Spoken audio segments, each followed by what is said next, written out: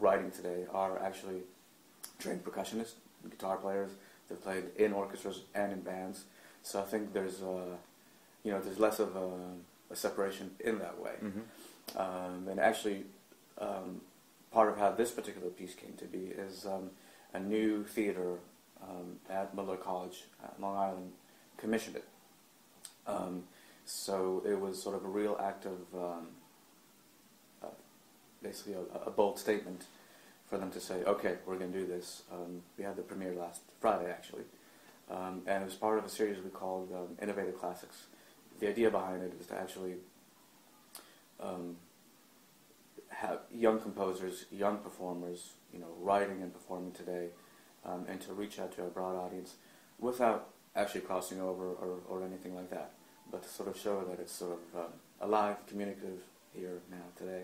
Do you feel that? Do you have a sense of that changing in terms of people's interest for people like yourself who are composing and playing classical music, magnetizing it for maybe a younger generation or a group of people that hadn't necessarily been interested before?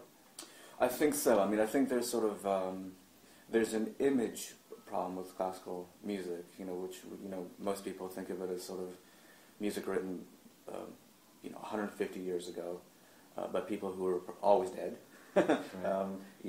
Being performed by old people for older people. Right. And that's not at all, actually.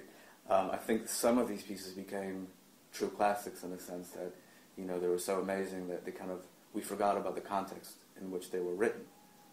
I think the other side of the coin is that, we are living at a time of change and crisis, and I think that calls for more creativity in terms of the projects that are being put on and also how they are presented. And I think that's a good thing.